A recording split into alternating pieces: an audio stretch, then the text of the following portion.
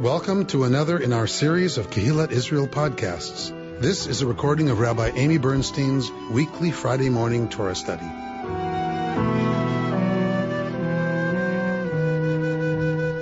So we are in the book of Shemot. We're in the book of Exodus. We are on chapter 6 of the book of Exodus. We are in Parshat Vaera, not Vayera, Vaera. There is a portion called Vayera. That is not this one. This one is Vaera, I appeared. And we'll see which verse that comes from and what goes on with that. So if you're in one of those books that divides things heavily by Parsha, I'm going to start at the end of chapter 5. I want to remind us what's going on before we begin chapter 6. So let's go to chapter 5 and let's go to let's go to verse 1. We don't often study chapter 5 when we're in that parsha because it leads right into chapter 6. It would leave us hanging at chapter 5 to look at that text. So we don't usually read chapter 5 when we're in the parsha from last week. So let's look at chapter 5. Oh, I have to share my screen, don't I? Okay. So those of you at home, we are here using the Everett Fox translation. I moved us on from the JPS translation. So on Sefaria, you can pick your translation. So right on the screen below where it says Exodus 5, you'll see the Shotgun Bible Everett Fox. Okay, that's the translation we're using because I like it.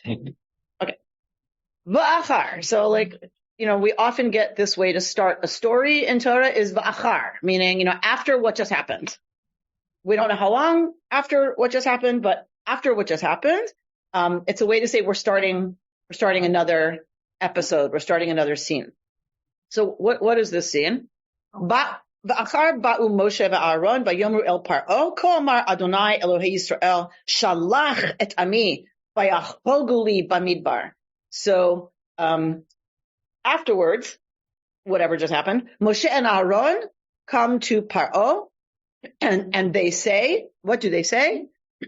Thus says Yud-Heh Vav-Heh, the God of Israel, Shlach et ami. What is it? Come on, y'all know this. Let my people go. Let my people go. Right? Think the movies, right? So let my people go. Right? So Shlach et ami, literally send my people. So Moshe and Aaron are speaking in the persona of God, right? So this is God speaking to Pharaoh. Send out my people by Yahogu, that they may make a chag, right? For me in the desert. It is not saying, let my people go free from slavery. That is a misreading of the story. That is not what they ask for. They ask for the opportunity to have a holiday to God in the desert. Vayomer Paro. And what does Paro say? Mi Yud-Heh Vav-Heh asher eshma b'kolo. Who is this Yud-Heh Vav-Heh that I should listen to its voice to send Israel? Lo yadati et Yud-Heh Vav-Heh. I don't know Yud-Heh Vav-Heh. And also, Israel, I'm not going to send. P.S. They said, Elohei ha'ivrim nikra aleinu. The God of the Ivrim, the God of the Hebrews, has called us. And now let us go a 3 days journey into the wilderness and let us sacrifice to Yud-Heh Vav-Heh, our God, lest God confront us with the pestilence or the sword. We're afraid of Yud-Heh Vav-Heh. If we don't do what Yud-Heh Vav-Heh commands, we'll be in trouble. So let us go. We just want a 3-day break in order to worship. Vayomer aleim melech Mitzrayim, and the king of Egypt says to them, for what reason, Moshe and Aharon, would you let the people loose from their tasks? Go back to your sivlotechem. Go back to your sufferings, essentially. Paro said, Vayomer Paro, so Paro says, here, too many now are the people of the land, and you would have them cease from their burdens? Again, the word sufferings, actually, in Hebrew. So that day, Paro commanded the slave drivers of the people and its officers, saying, you are no longer to give straw to the people to make the bricks as yesterday and the day before. Let it be they that go and gather straw for themselves. But the same measure of bricks that they have been making yesterday and the day before, you are to impose on them. You are not to subtract from it, for they are lax. Therefore they cry out, saying, let us go sacrifice to our God. Right? They're lazy. They don't want to work? No problem. We're going to make the work even harder. Then let them complain. Let the servitude weigh heavily on the men. They shall have to do it so that they pay no more regard to false words, meaning the words of Moshe and Aaron, possibly the words of Yud-Heh-Vav-Heh. The slave drivers of the people and its officers went out and said to the people, thus says Paro, I will not give you straw. You go get yourself straw wherever you can find it. Indeed, not one load is to be subtracted from your servitude. So now you have less raw material and you have the same amount of production to achieve. The people scattered throughout all the land of Egypt, gathering stubble for straw. But the slave drivers pressed them hard, saying, finish your task, each day's workload in its day, as when there was straw. And they were beaten. The officers of the people of Israel, whom Pharaoh's slave drivers had set over them, they said to them, for what reason have you not finished baking your allocation as yesterday and the day before? So yesterday, so today. So there are Israelites who are put over other Israelites, right? That's how every system of oppression works, right? You put members of that people over the people to make sure they're kept in line. Hams as well. Of course. Kapos. So the officers of the children of Israel came and cried out to Pharaoh, saying, why do you do this to your servants? No straw is being given to your servants. And as for bricks, they say to us, make them. Here, your servants are being beaten, and the fault is your people's. But he said, lax are you. Therefore you say, let us go sacrifice to Yud-Heh-Vav-Heh. So now go, serve. No straw shall be given to you, and the full measure in bricks you must give back. The officers of the children of Israel saw they were in plight. Do not subtract from your brick each day's workload in its day. So this is obviously the way Torah is repeating this over and over and over and over. We are to understand this as an incredible amount of suffering and terror that's happening. So, think of any situation, right, where you have labor, forced labor and labor camps, and the conditions are always such that people are at the verge. And so now you take away some of the raw material they're to use, but their production can't go down. This is life and death. This is kind of the ultimate in suffering in terms of having to do this every day. When did we adopt the notion that we're building pyramids? It's not written anywhere. I don't know where that comes from, that we are building pyramids. I have no idea. I sort of grew up with it vaguely too. Right? But they're building storehouses. Right. They said to them, may Yud-Heh-Vav-Heh see you and judge for having made our smell rank in the eyes of Paro and in the eyes of his servants, giving a sword into their hands to kill us.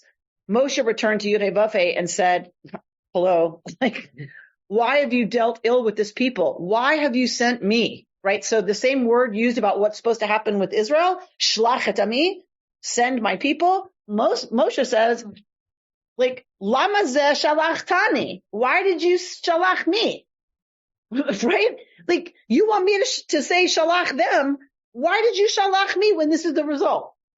Why did you bother sending me? Since I came to Paro to speak in your name, he has dealt only ill with this people.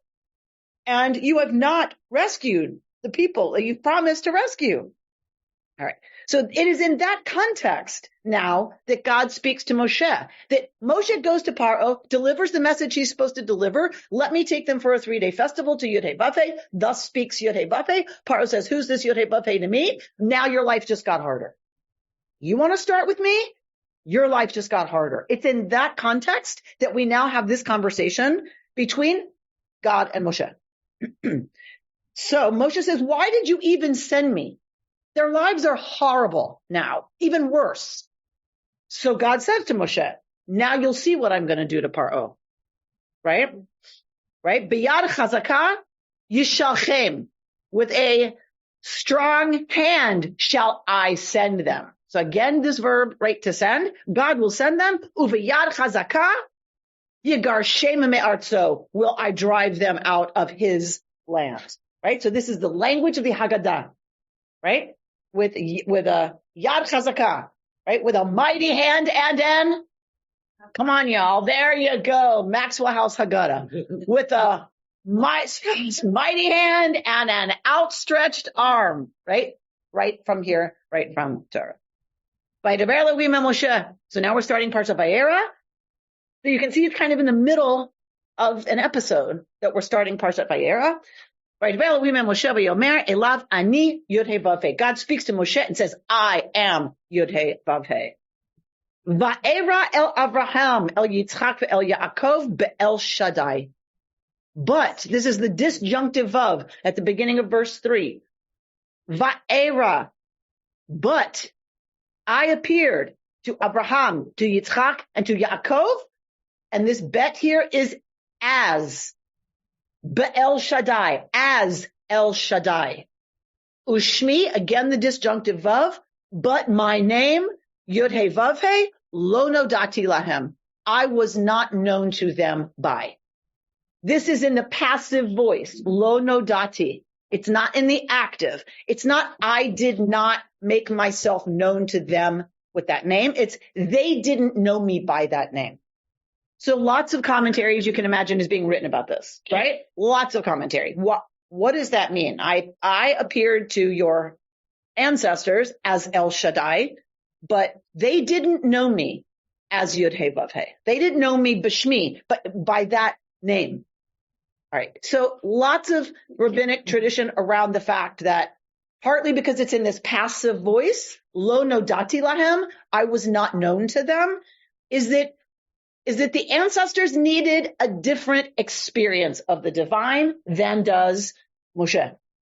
That it's a different way of experiencing God's presence in the world that's needed at this moment than was needed by the ancestors. There's no question it is the same God, right?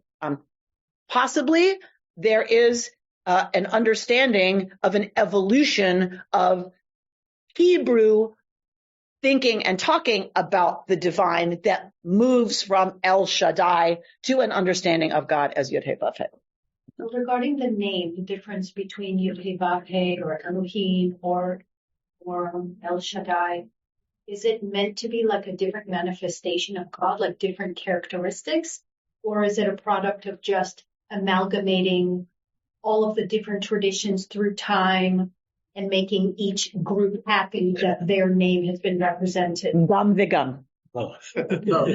Gam v'gam. Because they're not exclusive, right? So yes, to your second point, that's how it happens that all of these names are in our text, is because you need to represent the name preferred or known to different groups of people that you're wanting to buy the National History book. So yes, and the rabbis would say, God forbid, right? For the rabbis, of course, these are different manifestations of the only one, capital O, right? Like, So do they ascribe different characteristics? Yeah. El Shaddai? yes, yes. So that is where a lot of commentary gets written on the different names. So if I were to click on this verse, for instance, if I click on this verse in Sefaria, nothing happens. Oh, there. If I click on that verse, you can see over here where it says resources, right? So you can go and you can find one of the resources that comes in this side menu is called Sheets. And you can see all of these different sheets that people have produced where this verse appears.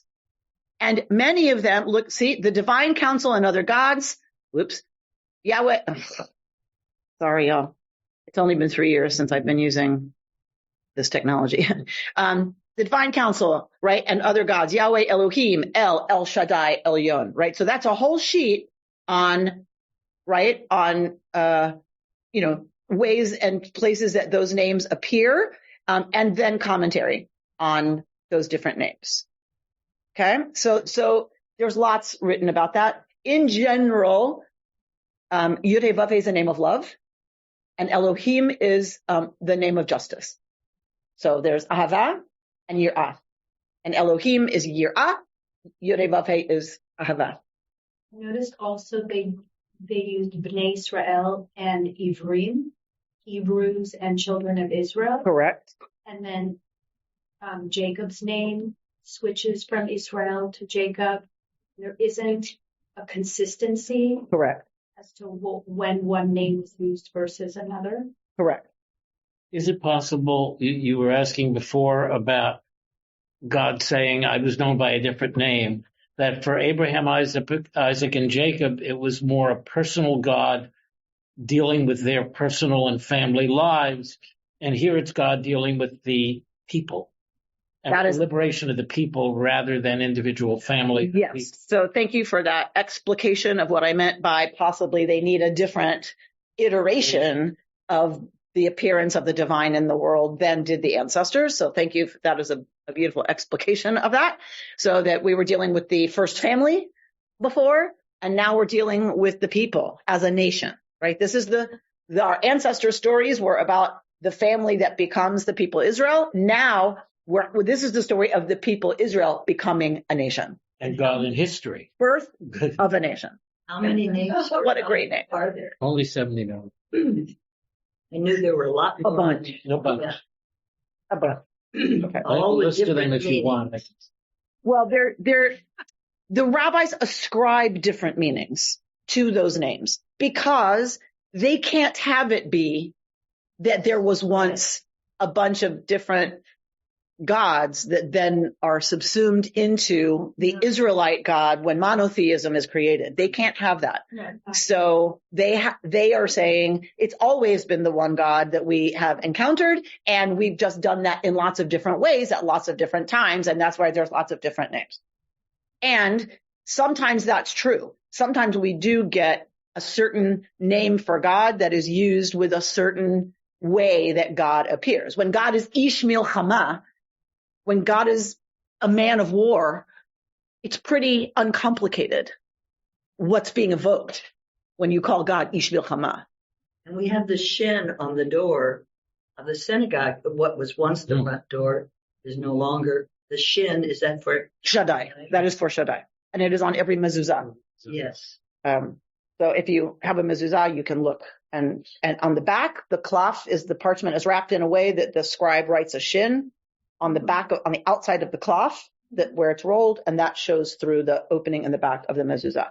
Yes, sorry. What aspect of God is Shaddai? Oh, here we go. I knew somebody was going to go there. Actually, like, I'm going to send you the sheet. Okay. I'm going to send you the link to the sheet because so there's lots of different commentators who want to talk about that. Different ideas. Yes, who have different ideas. But I'll send you, I swear I'll send you the link to the sheet. I'll send all of you the link to the sheet. Great. Good. Okay. But I'm going to use the disjunctive of again at verse 4. But hakimoti et briti itam. But I did establish my covenant with them, meaning it wasn't somebody else, right? Just because they knew me only as El Shaddai, not as Yud-Heh-Vav-Heh. Where do we get Yud-Heh-Vav-Heh, by the way? Where do we get that as they didn't know me as that, you do, because where did I tell you that? Bush. At the sneh, at the bush. Ehyeh asher ehyeh, I will be what I will be. Yud-Heh-Vav-Heh is a combination of the letters that are about was, is, will be. It's a combination of words having to do with existence, capital E. Reality, capital R, as Rabbi Rami Shapiro would say. That name, scholars want to argue, is Mushite.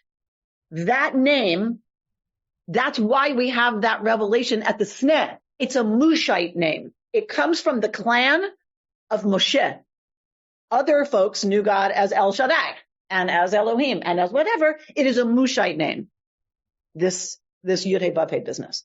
I'm glad to hear the word Moshite or the Moshe clan. Yeah, there's Aaronid and Mushite. two clans that were in early Israel, right? And they were in probably some tension because we get Aaron and Moshe as leaders, right? I completely lost my train of thought. Okay, so I'm no different, and the covenant stands. I made a covenant with them. That's still in place. Now you know me, right, in a slightly different way, and just wait, because Egypt and everybody else is about to know me in a much different way than till now. Just wait, God said, just wait, and you'll see, right, what's going to happen. All right. To give that, so what is that covenant? To give them the land of Canaan, the land of their sojournings where they had sojourned. And I have also, Shamati, I have heard at what? Na'akat b'nei Yisrael, the cry, the moaning of the children of Israel, the people of Israel, Asher Mitzrayim ma'avdim otam, with which the Egyptians, right, have servified them. And I remember my covenant. So there's lots written about why did it take 400 years? Because according to rabbinic tradition, which is actually a midrash that I really, really love, it took the people crying out. As long as we are willing to accept servitude and oppression, there is nothing to be done. God can't do it until the people declare it intolerable, till the people say, no, this is not okay. As long as people buy into the system, there's not much to be done, right? Which I love about our tradition, that we have to do something to set in motion that which can change the world. Maybe it'll work now. So this is what that's what we're gonna talk about. So last week it was Chemla. Last week it was the Chemla of Bat Paro for the baby. It was her compassion that set change in motion.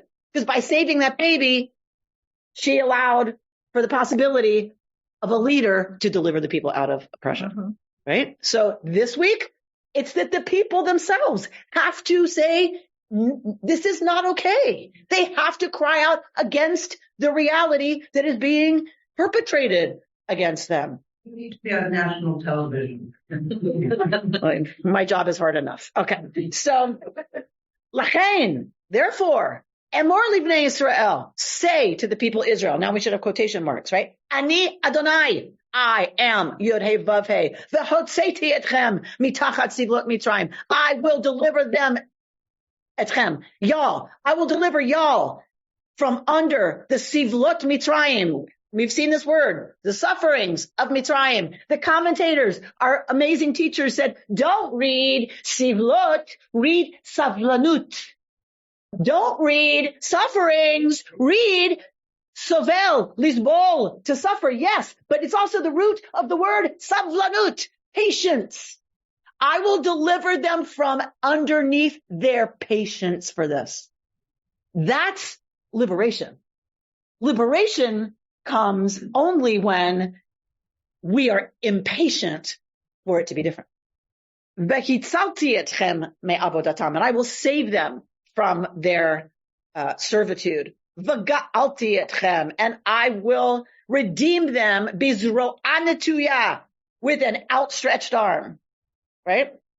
So the Haggadah, right? What does the Haggadah tell us? There's meaning to each one of these terms. Vehotzeti, vehitzalti, vega'alti. These are not the same things. Because we can't have Department of Redundancy Department in the Torah, God forbid. So this can't mean the same thing, that I'm just taking them out of Egypt. Why would God say the same thing 3 times? We can't have that, right? Torah never repeats itself without reason. So Hotzeti must be different from Hitalti, which must be different from Begalti. And there's reams of commentary written on what each of these terms, and if you read the Maxwell House Haggadah carefully, it will tell you what each of these terms mean. I grew up sunburned and in a brand new starchy, scratchy dress, listening over and over and over to the difference between Hotzeti, Hitalti, and Gaalti. Okay. What part did the starchy dress have in it? We were in Florida. I always got sunburned, and then we had to wear your your Seder dress, which was always new and scratchy and lacy and but I loved it. I loved every bit of it.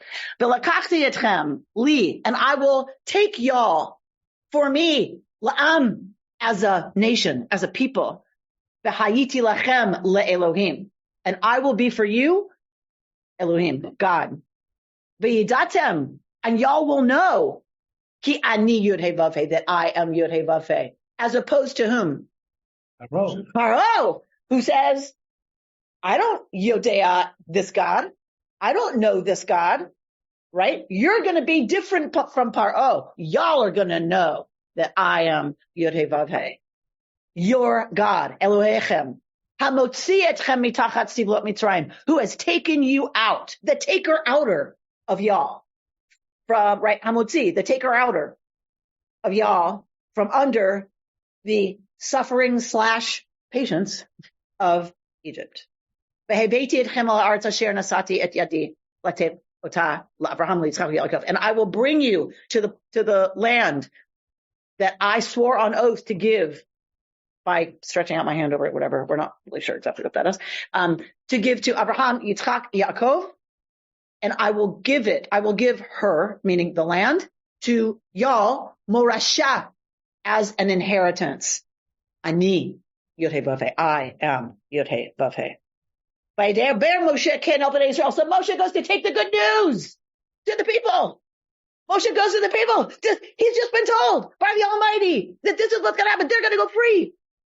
They're going to inherit their own land, and they're going to be God's people, and God's going to protect them, and it's going to be amazing. V'lo shama'u el Moshe. And they didn't listen. They didn't hear. The same word in Hebrew. You have to figure out how to translate shema, hear or listen. So they didn't hear. They didn't listen to Moshe. Why? From what? This mem, me, from, because of what? Kotzer ruach. What is katzar? Good, Rita. Short. Yes, short. Good. Katzar, short. What's ruach? Spirit or wind.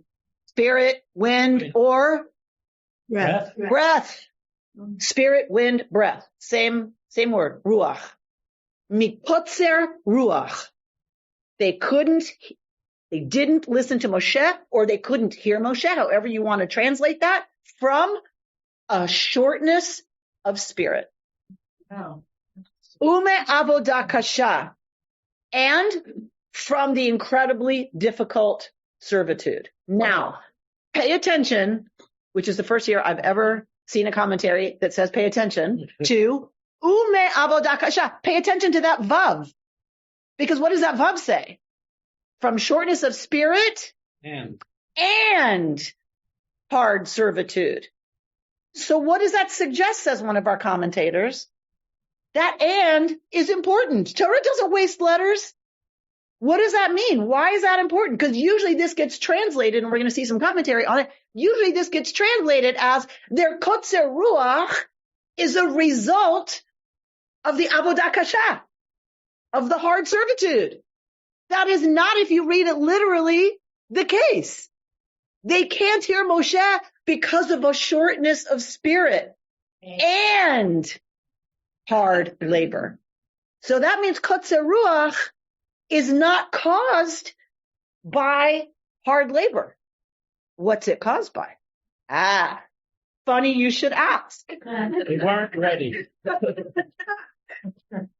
Mehmet, I think were trying to speak earlier, and I ran right over you. Well, it was just a short remark about God's names. It's basically like an operating system. Every now and then, the people's consumer behaviors change, the conditions change, and then you need to give it a new name. And then people go and download it and they use it. It's like a new iPhone, they tell you, all the new features, and you go and buy it. People are excited about the new God, a more advanced God. That's what I thought. Beautiful. So as we evolve, it's very Kaplanian, right? I got told during the seminar on Kaplan, though, right, Bert, that I'm not to use the word Kaplanian because Kaplan would hate that. I'm like, okay, but Kaplan suggested we have the freedom to call something Kaplanian, even if Kaplan would hate it.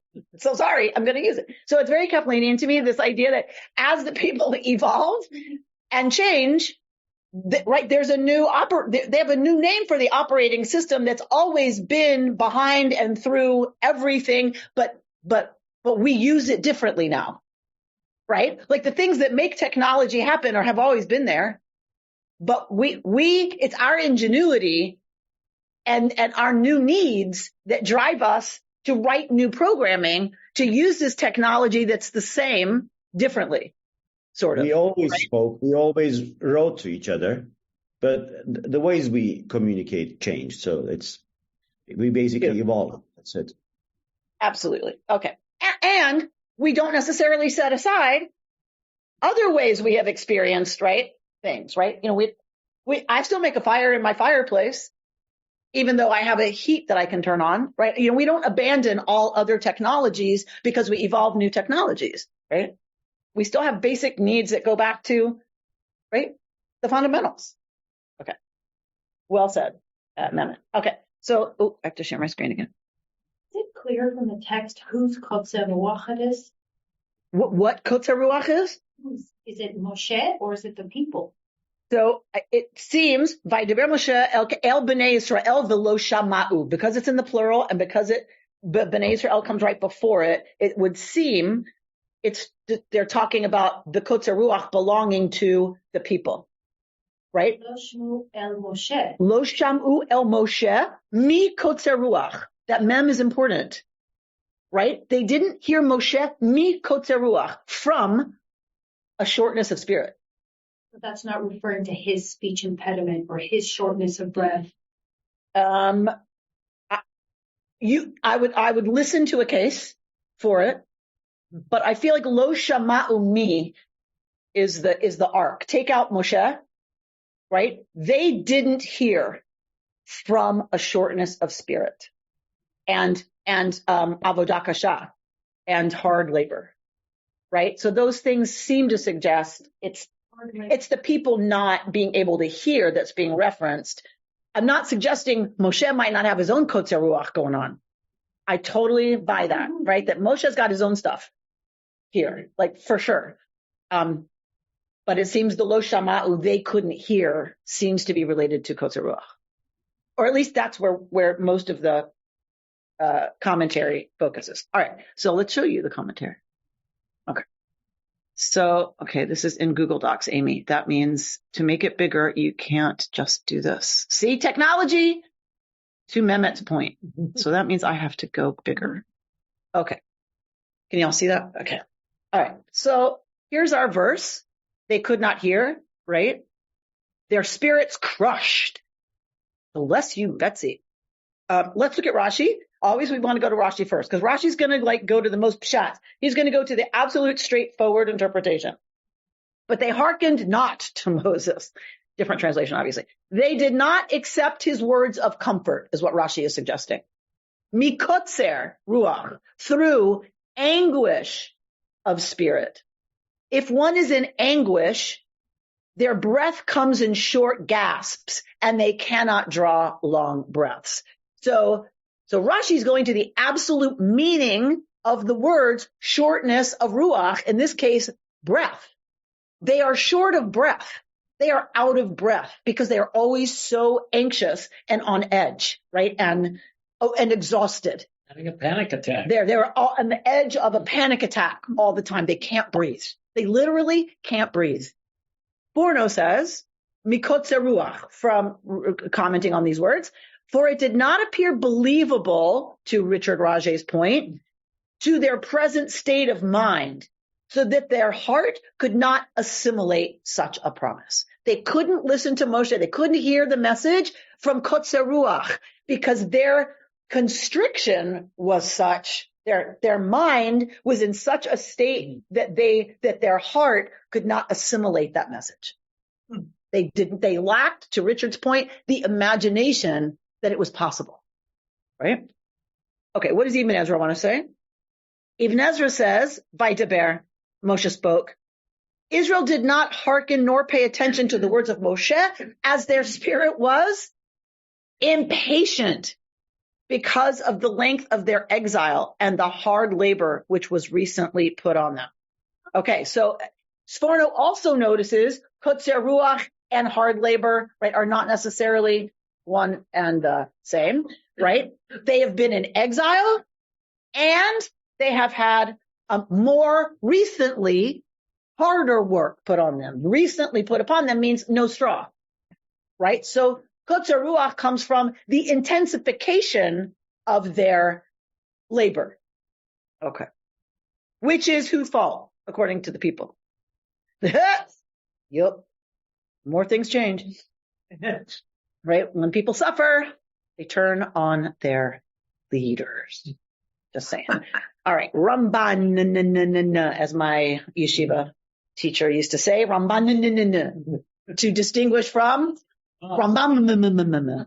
Okay. So Ramban, Nachman it is, but they hearken not unto Moshe for impatience of spirit and for cruel bondage. It was not because they did not believe in God and God's prophet that they hearkened not. Rather, they paid no attention to his words because of impatience of spirit. As a person whose soul is grieved on account of his misery and who does not want to live another moment in their suffering, even though they know that that suffering will be relieved later. The impatience of spirit was their fear that Paro would put them to death, as their officers said to Moshe, and the cruel bondage was the pressure, for the taskmasters pressed upon them and hurried them in their daily task, which gave them no chance to hear anything and consider it. So the folks who are over them, of their own people, haranguing them constantly, because what happens if production drops? What happens to the people placed over those work gangs? Gets cut. Middle management gets cut, literally, right? So the officers, if they will be held responsible if they don't meet their quota, if the people don't meet their quota. So the officers are taking out their anxiety on the people. So the people can't deal with it one more second, even if you're going to tell me this is going to end, but it's not ending now.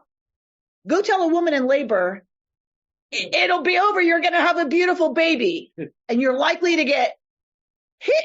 Right? Like, what does that matter to me right now? Right? Obviously, that's why I'm doing this. I'm not an idiot, but it doesn't help me right now in the middle of my suffering for you to tell me it's going to end. That is completely unhelpful, right? Go tell a kid who's about to get a shot. It'll only take a second. Like it has nothing to do with the child's reality and comforting them at all. It's only going to take a minute. Yeah, well, it's going to hurt during that time. Thank you very much. So that's what Ramban is suggesting. So they can't hear. It doesn't matter that they're going to be, even if they believe Moshe, it doesn't matter. The suffering that they're in right now, they can't stand it another minute. Let's get Rabbi Elshai. She says, in my experience, this is an apt description of despair. Despair is different from sadness, fear, or even suffering. One can experience any of those difficult emotions or states of being and still have space in the mind and heart for the possibility of the unknown future. We can be sad, we can be afraid, and also trust that there's hope that things will be better at some point. I won't always feel this way. That's why we don't kill ourselves. Seriously, in all seriousness, we don't commit suicide when we're seriously sad because we trust and hope that I'm not always going to feel this way. That's when people commit suicide, is when they feel like that's never going to change. Yeah. And they remember that they don't always feel that way. Right. Beautifully said, Rick. So she's suggesting despair is different from that, right? In despair, one believes that there is only one answer you need, and it is no. Nothing will change. There is no hope and no possibility. Despair, even though it is desolate and hopeless and filled with pain, is actually an alluring resting place when you're suffering. There are no unknowns. There is no possibility of disappointment, and none of the hard work required to keep the aperture of the heart open to the possibility of transformation.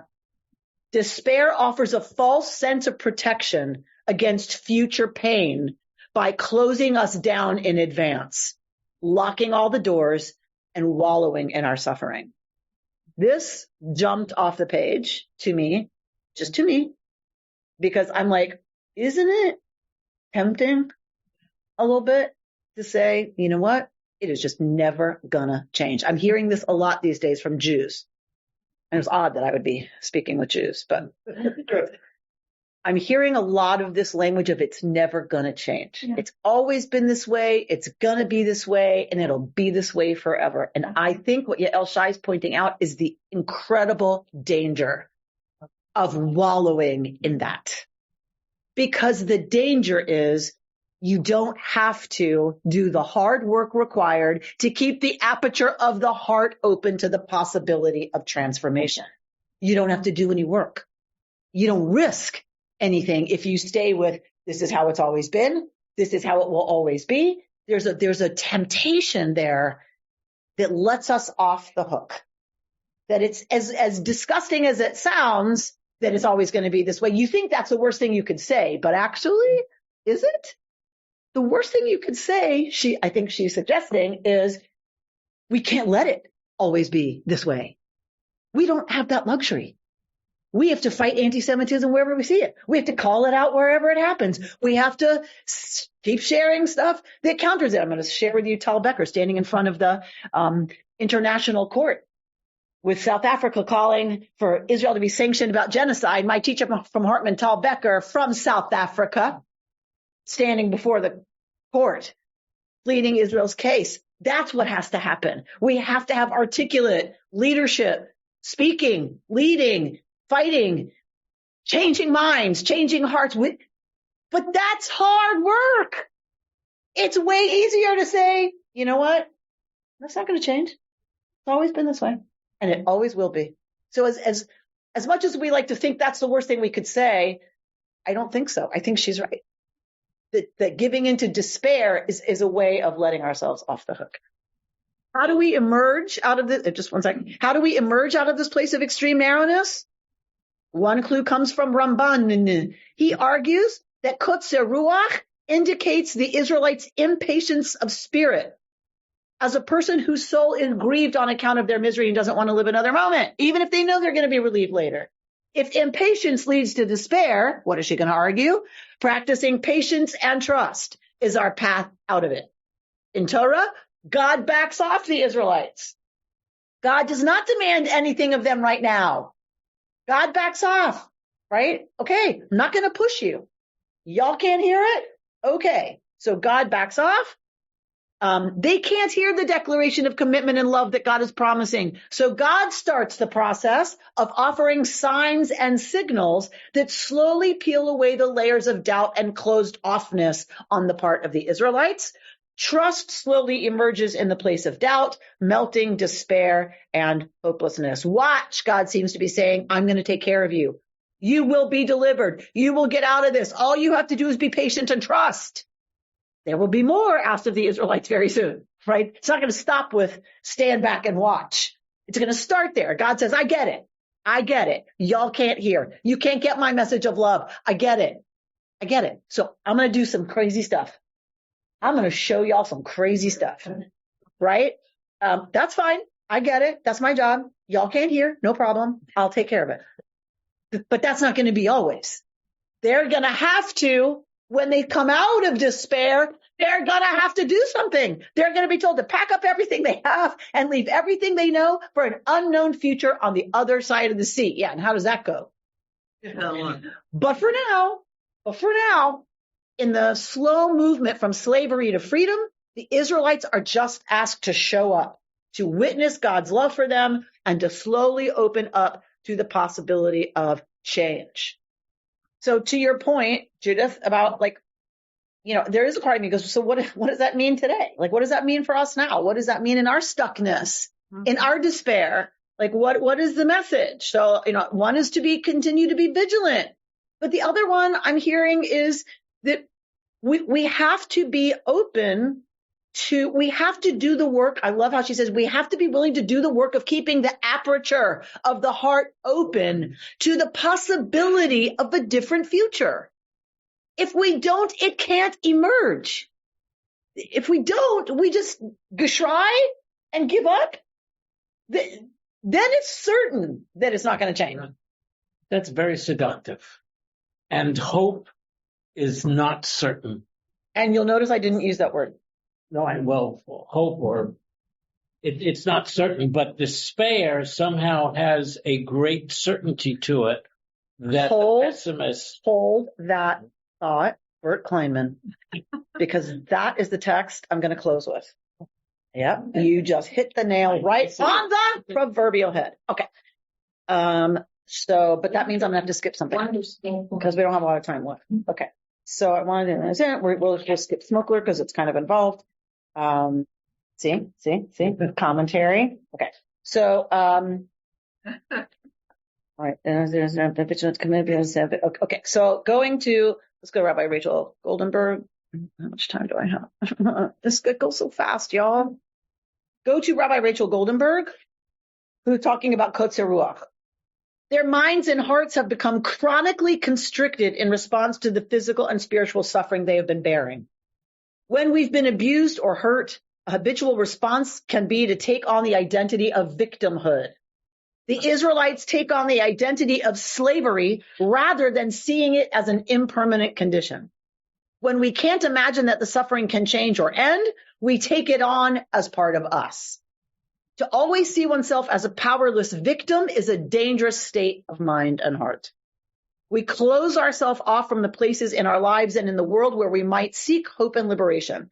We resign ourselves to a chronic sleepiness that masks the truth that we do possess the energy to get up and change things. When we numb out as a way of coping with our own pain, we also find it harder to notice when we are hurting others. As permanent victims, we can find ourselves rationalizing our own persecution of others. When our hearts harden against our own pain, we no longer feel the world's pain. I won't go a lot into that, but I'm worried about that too. I'm worried about that too. For us, right? So Rachel Barenblatt, the Velveteen Rabbi, says our breath and our spirits were in surus, we're in suffering, right? But we're going to go on. So I want to go to, so this is from The Marginalian, which is a new site that I'm in love with. It's a bulletin from somebody who loves to read, reads vociferously, and then brings all of those threads together into a topic. And then has lots of hyperlinks to the things that she reads. So you can see every place there's red, you can click on it and it'll take you to, right, a discussion of that. Okay. So you don't have it, here, y'all, in the room. You don't have it. All right. So it's called The Marginalian. You can sign up for free just to check it out, see if you like it. You can always cancel. I'm a paid subscriber because I love it and I want to support her work. All right. So this issue of The Marginalian is called Hope, Cynicism, and the Stories We Tell Ourselves, to Bert Kleinman's point. To live with sincerity in our culture of cynicism is a difficult dance, one that comes easily only to the very young and the very old. The rest of us are left to tussle with two polarizing forces, ripping the psyche asunder by beckoning to it from opposite directions, critical thinking and hope. Critical thinking without hope is cynicism. Hope without critical thinking is naivete. So I'll go into Bert's point about both, right? The both are dangerous, right? Finding fault and feeling hopeless about improving the situation produces resignation. That's what we've been talking about. Cynicism is both resignation's symptom and a futile self-protection mechanism against it. Blindly believing that everything will work out just fine, to Bert's point, also produces resignation, for we have no motive to apply ourselves toward making things better. If we just say blithely, you know what? There's a purpose. It'll all work out. There's always a silver lining. There's always a reason, blah, blah, blah. That's why I said I didn't use the word hope. Because you know me. If you know me, you know I get nervous, really nervous about hope that is naivete. Hope that is like, so we don't have to do anything. because I'll just keep hoping that it'll get better. I just will trust that it's all going to get better because everything happens for a reason. I can't stand it because it's lazy and it's frightening to me what can happen when we just say, so I don't have to do anything because it's all going to work out just fine because I trust the universe. That is how terrible things happen. So blindly believing that everything will work out just fine also produces resignation, for we have no motive to apply ourselves toward making things better. But in order to survive, both as individuals and as a civilization, and especially in order to thrive, we need the right balance of critical thinking and hope. A plant needs water in order to survive and needs the right amount of water in order to thrive. Overwater it and it rots with excess. Underwater it and it dries up inside. All right. I just want to close us out with also a new place I found, mtorah.com. Melissa Carpenter, who she has a mastery of biblical Hebrew. So you know me, that's very exciting to me. To watch somebody unpack it. And so she's talking about Ruach from the Kabbalah. She goes through lots of them. I only picked the one where she's talking about what it is in Kabbalistic terms, that there is for Kabbalah, there are different levels to a person, right? And the Ruach is at the level of Nefesh. The same Nefesh is the level of soul that every living thing has, that we have in common with the animals. That's not a bad thing. It's just the most basic level of who we are as spiritual beings is the animating life force, right? That's the Ruach level. Drive and motivation, like all of that comes from Ruach. And so then she says in the story of creation, what do we have at the very beginning? Before anything's created, before light is created, what do we have? Ruach Elohim, merachefet al pnei hamayim. The Ruach of God is hovering over the deep. That's before anything is created. So it is that right element of like the basic, right, Ruach. So a human being's own Ruach may not be as enormous as God's Ruach, obviously, but it is a motivating force that can be ignored only by rigorous denial. And Pharaoh is the king of denial. I'm here all week. He does not listen to the word of God because his Ruach is stunted. He refuses to believe that change is unavoidable, right? So the people, their Ruach is imprisoned by continuous suffering, and they refuse to believe that change can happen to them. And this is why I wanted to bring it to you. She says, I've been in that constricted place too. I've cried over more than one unbearable situation in my life, unable to believe that I could do anything about it or that it would ever change. But each situation did change. Sometimes I heard a different inner voice and found a way out. Other times, the change happened without an action on my part at all, like by the grace of God, and all I had to do was respond to gird my loins and go with it, which is what they're going to do, right? They have to eat Passover dinner bechipazon, in hurriedness and with their loins girded. Deliverance will happen for them, but they better be ready. But what about when you're still trapped in the suffering? How do you find the voice you haven't been hearing? Does it take a temporary break, a deep breath, a real Shabbat, 3 days in the wilderness to hear the voice of freedom? Or do you need someone or something to lead you out of your Egypt, whether you're ready or not? I think it's all of the above. Exactly. And it's different manifestations, just as we were talking about names for God. It's different manifestations at different times. Sometimes something happens, I read something, I respond to something, and I'm ready. I can listen to that inner voice that responds and go. Other times, I feel like somebody needs to just like drag me out of myself by the scruff of my neck. I think of a mama with kittens. Where the kittens are paralyzed, when mom bites them in the back of the neck and like carries them around and they're just like paralyzed, getting dragged around. Like there's times I feel like that, right? And so I think to our discussion about how do we stop from lingering and the temptation of being in despair because it's so much easier.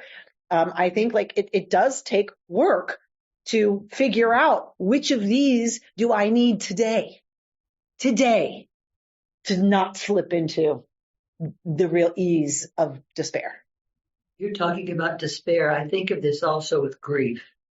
It's very pertinent with the going through grief processes of doing something. So how do we prevent that from taking over? And to Bert's point, how do we not go the other way, the other lazy way of saying, you know what, it'll all work out. It'll all be just fine. Right. And walking that middle path is hard work. And I want to honor that. I don't want to say it to scare us. I want to say it because yeah, it's hard work. And so we get frustrated and say, like, why do I do this to myself? And it's like, well, we do this to ourselves so that we do the work to keep the aperture of the heart open to a new possibility, and then do the work to make that possibility real. I would add you can't do it alone.